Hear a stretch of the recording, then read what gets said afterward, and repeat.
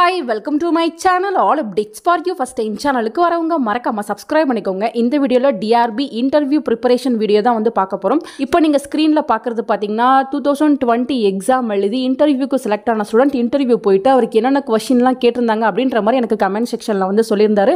இதையுமே வந்து நான் 3 years பேக் வந்து வீடியோவா மேக் பண்ணி போட்டிருப்பேன்.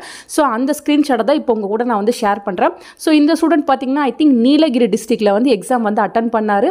அதுக்கப்புறம் இன்டர்வியூ அட்டன் பண்ணாரு. இன்டர்வியூல செலக்ட் ஆகி கோஆபரேட்டிவ் பேங்க்ல வந்து இப்போ ஒர்க் பண்ணிட்டு இருக்காரு. ஸோ 11/1/2021 வந்து நடந்திருக்கு. ஃபர்ஸ்ட் பாத்தீங்கன்னா செல்ஃப் இன்ட்ரோடக்ஷன்.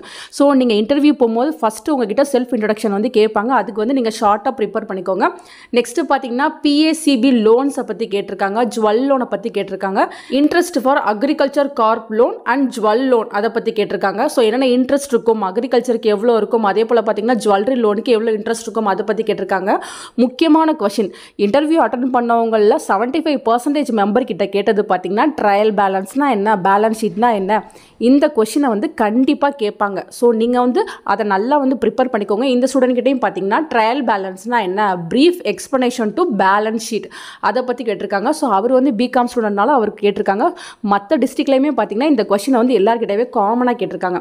நெக்ஸ்ட் பார்த்தீங்கன்னா how many taluk in our district and name அதை பற்றி கேட்டிருக்காங்க. ஸோ நீலகிரியில் எத்தனை தாலுக்கா இருக்குது அதோட நேம் பற்றி கேட்டிருக்காங்க. இது மாதிரி பார்த்தீங்கன்னா நீங்கள் திருச்சி டிஸ்ட்ரிக்ட்ல இருந்தீங்கன்னா உங்கள் திருச்சி டிஸ்ட்ரிக்ட்ல எத்தனை தாலுக்கா இருக்குது அப்படி கூட கேட்கறதுக்கு பாசிபிலிட்டிஸ் இருக்குது.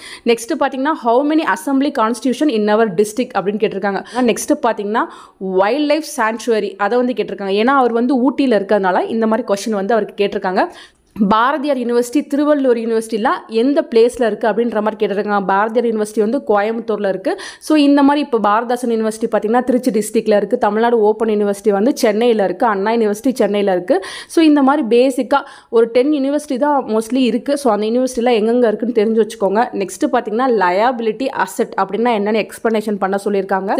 அக்கௌண்ட்ஸ் நீங்கள் படிச்சிருந்தாலும் படிக்காட்டினாலும் கண்டிப்பாக அக்கௌண்ட்ஸ் ஓரியன்டாக கொஸ்டின் வந்து கேட்பாங்க. நெக்ஸ்ட்டு பார்த்திங்கன்னா central railway and petroleum minister வந்து யாருன்னு கேட்டிருக்காங்க.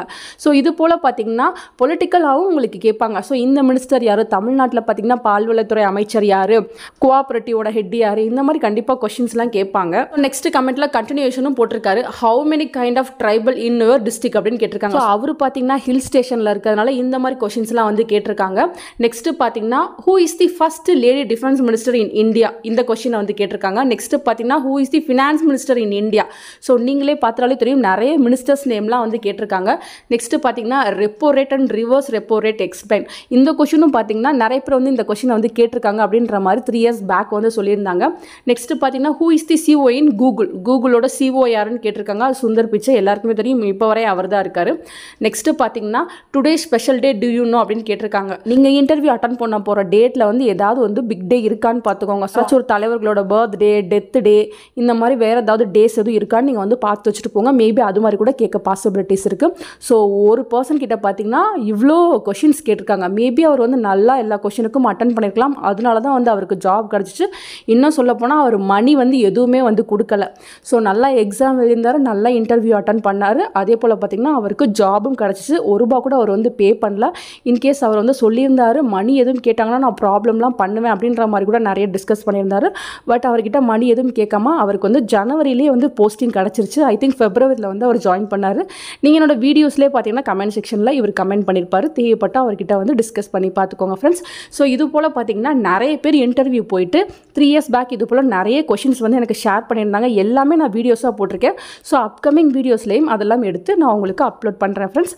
ஃபர்தராக உங்களுக்கு ஏதாச்சும் டவுட் இருந்தாலும் கீழே கமெண்ட் செக்ஷனில் கேட்கலாம். தேங்க்யூ ஃபார் வாட்சிங்.